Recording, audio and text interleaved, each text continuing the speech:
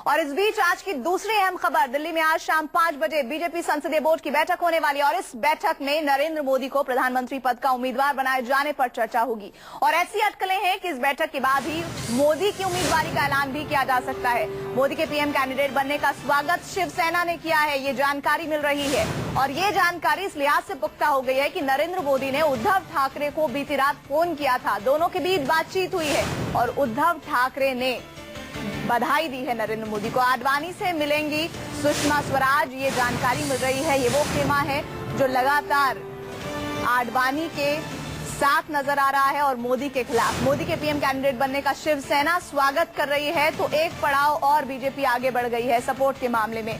नरेंद्र मोदी ने उद्धव ठाकरे से रात को बात की है और उद्धव ठाकरे ने धन्यवाद के साथ साथ बधाई दिया है नरेंद्र मोदी को। और आगे बढ़ो एक तरह से बधाई में हम समझ सकते हैं कि संकेत है, लेकिन फिलहाल सिर्फ टव्वल बीजेपी में हो रही है इस लिहाज से, क्योंकि आज शाम को संसदीय बोर्ड की बैठक है जहां एक तरफ इस पूरे मामले में नरेंद्र मोदी के प्रोजेक्शन को लेकर हाशिए पर आडवाणी नजर आ रहे हैं। जैसा हमने गोवा में कार्यकारिणी की बैठक के दौरान भी देखा था, जब प्रचार समिति की अध्यक्ष के तौर पर ऐलान हुआ था मोदी के नाम का, तब से लेकर आज तक घटनाक्रम भले ही कभी अच्छे और बुरे रहे हों, लेकिन आडवाणी के मन में एक दबी इच्छा है जो आज लग रहा है कि शाम 5 बजे संसदीय कार्यकारिणी की बैठक में उनके विरोध के तौर पर सुनाई पड़ेगी। तो आज बहुत महत्वपूर्ण है संसदीय कार्यकारिणी की बैठक, लेकिन इस बीच बलबीर पुंज भी आडवाणी के घर पहुंचे, ये जानकारी मिल रही है। मोदी के नाम का स्वागत संजय राउत ने किया है, उद्धव ठाकरे से फोन पर बातचीत हुई है।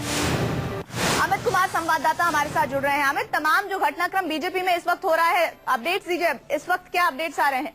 देखिए, एक तरफ लाल कृष्ण आडवाणी को मनाने की आखिरी कोशिश जारी है। अभी थोड़ी देर पहले ही गडकरी, जो कि कल रात को भी नागपुर से पहुंचने के बाद सीधे लाल कृष्ण आडवाणी से मुलाकात की थी, अभी थोड़ी देर पहले गडकरी पहुंचे हैं, बलबीर पुंज पहुंचे हैं, मुरलीधर राव हैं जो कि आडवाणी के घर पर है। कहा जा रहा है कि सुषमा और जेटली भी आडवाणी से मिल सकते हैं। तो वहीं दूसरी तरफ देखिए तो शाम को 5 बजे की बैठक से पहले ही नरेंद्र मोदी को बधाई देने की शुरुआत हो गई है। उद्धव ठाकरे ने बाकायदा फोन करके उन्हें बधाई दी है। तो अब कह सकते हैं कि पार्टी के भीतर में जो बदलाव का दौर है, आडवाणी अटल के बाद आडवाणी युग भी खत्म हो गया है और इसके बाद एक नए दौर की शुरुआत हो रही है।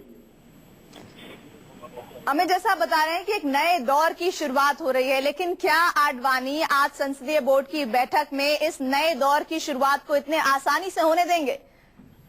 देखिए, आसानी नहीं होगी, लेकिन हाँ, अगर देखा जाए तो बाकी सारे लोगों को उन्होंने ऑनबोर्ड कर लिया है। सारे लोग जो हैं विरोधी साथ आ गए हैं। अब सिर्फ लाल कृष्ण आडवाणी की नाराजगी है जो कि जारी है। इसीलिए आसानी अब जो आप कह सकते हैं कि जो कांटे थे नरेंद्र मोदी के रास्ते में लगभग सब निकल गए। एक बड़ा कांटा है, क्योंकि आडवाणी जितना भी कुछ हो जाए, एक शेर बूढ़ा भले ही हो जाए लेकिन वो शेर ही होता है, और वही हालत लाल कृष्ण आडवाणी की। और इसीलिए पार्टी के बड़े लोग सारे दिग्गज लगे हुए किसी भी तरह से मना लिया जाए, ताकि जब शाम को नरेंद्र मोदी के नाम का ऐलान हो तब आडवाणी भी वहां मौजूद रहें, वो साथ रहें, ताकि एक अच्छा मैसेज जाए कि पूरी पार्टी एक साथ खड़ी है। और इसीलिए सारी कवायद चल रही है। दिन भर बैठकों का दौर जारी रहेगा और कोशिश रहेगी किसी भी तरह से लाल कृष्ण आडवाणी को मना लिया जाए। अच्छा, ये तमाम जो नेता मुरलीधर राव, गडकरी, बलबीर पुंज और इधर सुषमा स्वराज आडवाणी के घर पहुंच रहे हैं, इन मुलाकातों का मतलब रात की जो शाम की जो बैठक होनी है उसमें सब कुछ ठीक ठाक रहे, यही है।